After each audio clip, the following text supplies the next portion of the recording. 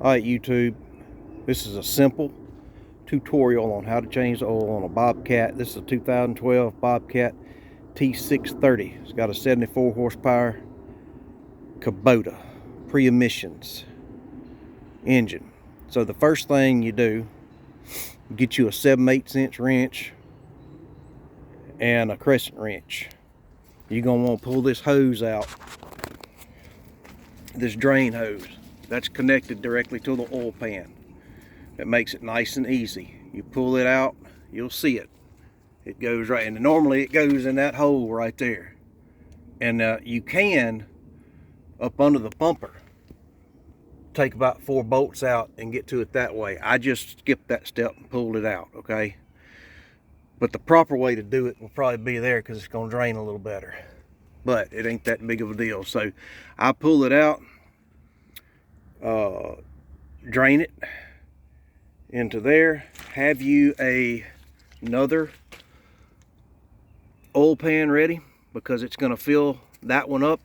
I've already dumped a full one right here with the funnel and an empty 5-gallon hydraulic oil bucket. Okay, have you another one right there waiting. All right, now you might want to take your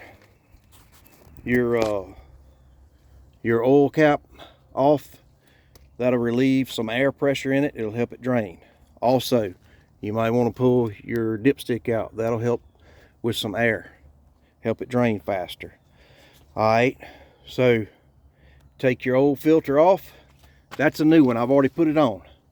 But get you a simple filter wrench like this, spin it off, dip your finger down in there, get you some oil on your finger, put some oil around the gasket on this new filter, and then hand tighten it on, and then get your filter wrench back out and tighten it a couple of, about a quarter turn, a half turn. Don't get it too tight.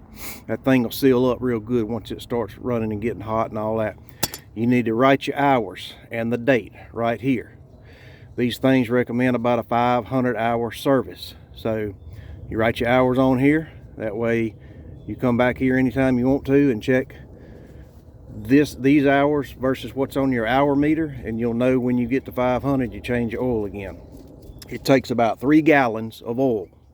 All right, so once you get all this done, get everything drained, you put your cap back on that. Put your cap back on it and stuff it back in the hole where it goes. Okay, now you take your oil cap off. I can't do all this by myself. Get you that funnel right there, clean it out a little bit, put your funnel in, and you start pouring your gallon jugs of oil in there. I like getting my knife and poking a hole on the top of the jug. It helps with air. It won't bubble so much.